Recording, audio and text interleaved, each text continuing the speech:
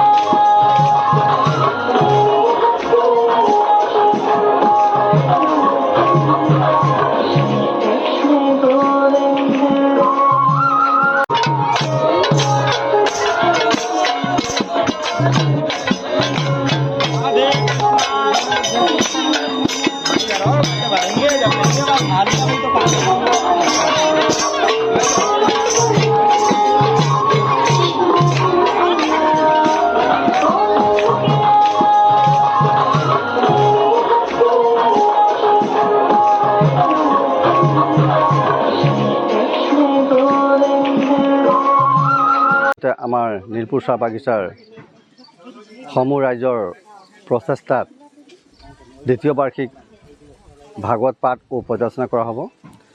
আজি কাৰ্যসূচী অনুযায়ী আমাৰ আমন্ত্ৰিত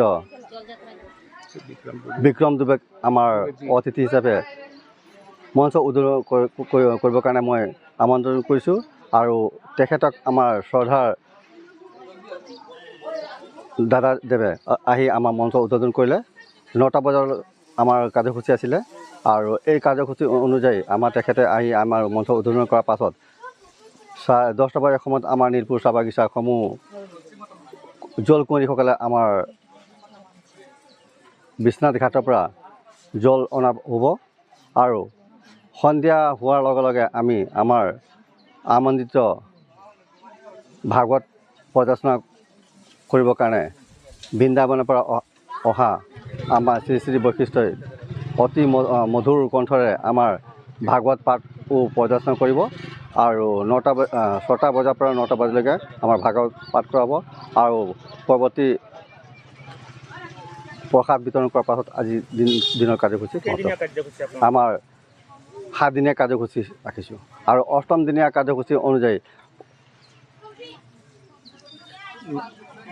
ভাগৱত পৰিক্ৰমা হ'ব, হৱন হ'ব আৰু পূৰ্ণ আহুতি হ'ব আৰু প্ৰসাদ বিতৰণ হ'ব শেষৰ দিনা 8ম দিনা। খুবেই ভাল লাগিল আজি নীলপুৰবাসী ৰাইজে যিটো মানে পদক্ষেপ লৈছে আৰু মদ ভাগৱত পাঠ কৰিলে ৰাইজৰ মাজত সকাৰাত্মক জ্ঞান বৃদ্ধি আহে। গতিকে মই খুবেই ধন্য মানিছোঁ এই ৰাইজক যে চবে একজুট হৈ আৰু আমাৰ শ্ৰী ঝাঁজীৰ নেতৃত্বক লৈ তেওঁলোক ইমান ধুনীয়াকৈ মহাৰুদ্ৰ যজ্ঞ পাতিছে। তাৰ কাৰণে মই সকলোকে শুভকামনা যাচিছোঁ।